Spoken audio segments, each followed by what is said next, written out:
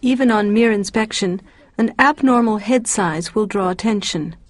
Here too, as mentioned earlier, the head circumference must be measured and entered into the percentile curve. Apart from head size, the head shape must also be observed.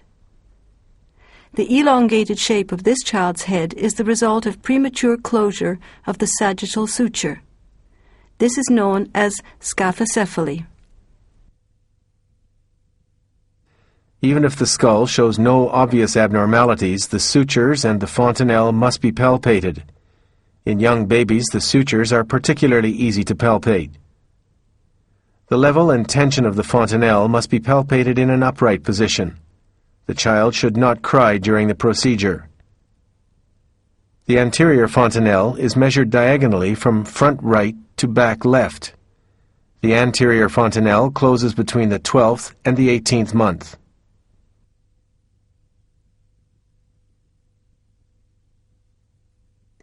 Nasal patency is observed.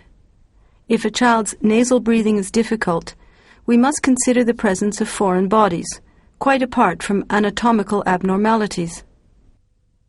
Especially a one-sided or bloody secretion is a sign of the presence of a foreign body. Chronic rhinitis often extends to the paranasal sinuses.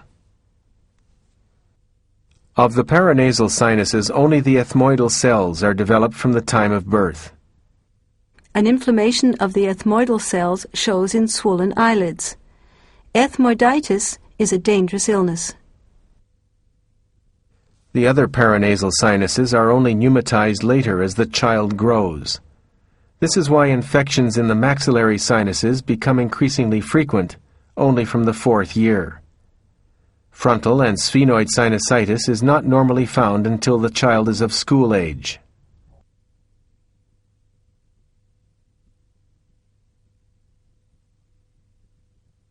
In a normal examination designed to show the child's health status, the eyes undergo only simple tests.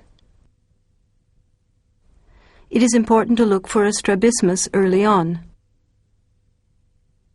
To do so, try to interest the child in the light of a small lamp. The light source should come from the observer's direction.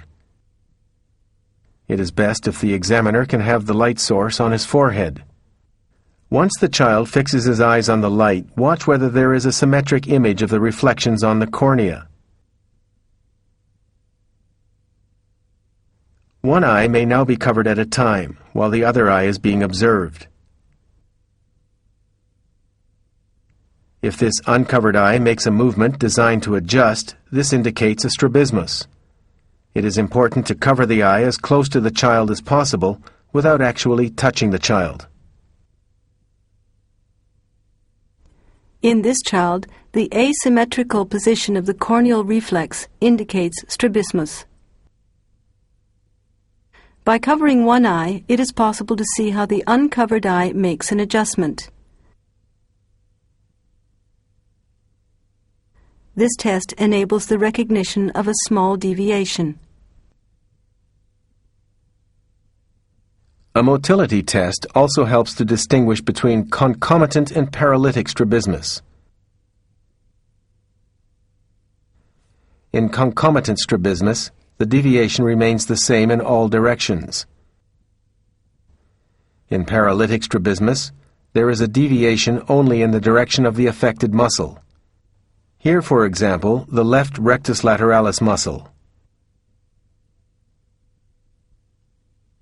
Since a baby's binocular vision is fully developed at the age of 6 months, any strabismus must be clarified by 6 months at the latest. This also means excluding other factors which can cause the axis of the eyeball to deviate. This child's left pupil appears yellow. He suffers from a retinoblastoma, a retinal tumor. The sclerae are normally white and smooth. If the sclerae are thin, they appear blue. Osteogenesis imperfecta results in blue sclerae. In jaundice too, the sclerae are affected. Like the skin, the sclerae turn yellowish. On irritation, the conjunctivae usually react unspecifically with greater vascular injection. This gives the impression of red eyes.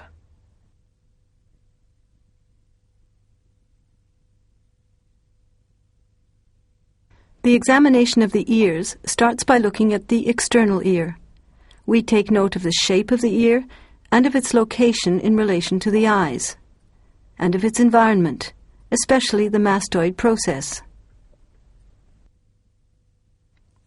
Swelling of the mastoid process as a result of mastoiditis typically causes the ears to stand out.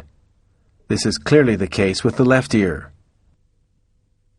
Deformed ears are often combined with chromosome abnormalities. Here is a folded ear in trisomy 21 syndrome. Pressure on the tragus is mostly painful in otitis externa. This is called tragus tenderness.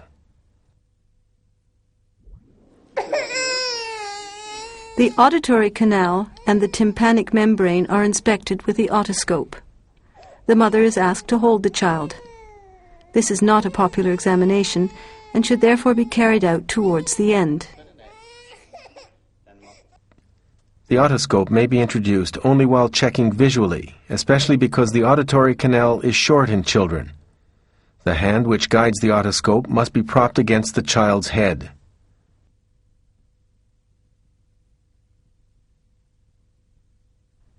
If the child's head is well fixed, the examination may also be carried out in a lying position. This normal tympanic membrane of the left ear clearly shows the manubrium malae and the light reflex.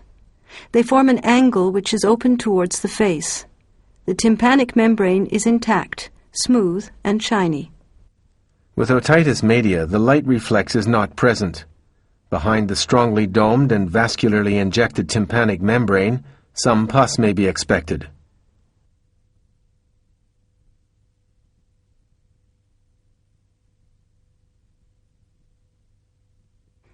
The lips can easily be examined externally. This baby has a cleft lip and palate on the right side. Once the lips have been examined, the mouth and trachea are inspected.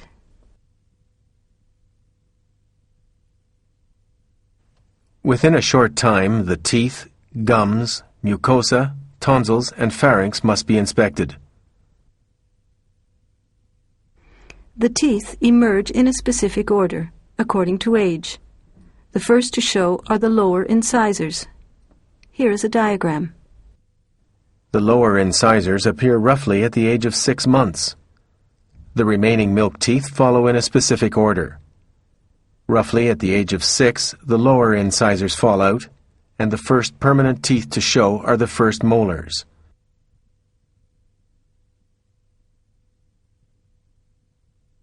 The second molars usually appear at the age of 12.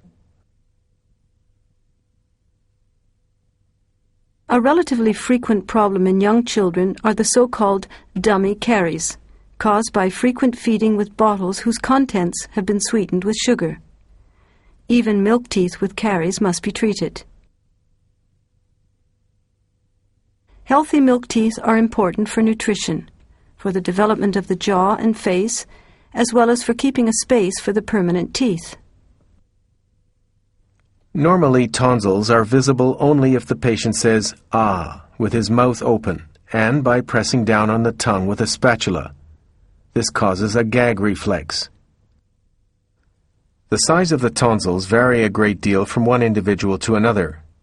The tonsils in children are physiologically hypertrophic. This hypertrophy is reduced by the age of puberty. This child suffers from tonsillitis. His tonsils are covered with white exudate. Canals for mucus and pus on the posterior pharyngeal wall should also be watched out for. In some cases, the adenoids can also be seen.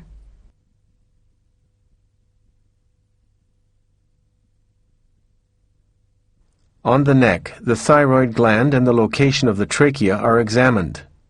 The trachea is located on the median line. When the thyroid gland is inspected, the child must bend his head back. The thyroid gland is palpated from the back. A normal thyroid gland can neither be seen nor palpated. If there are any doubts, the child is given a drink. During swallowing, it is easier to demarcate the thyroid gland against other structures. In this girl, the enlarged thyroid gland is striking even at first glance.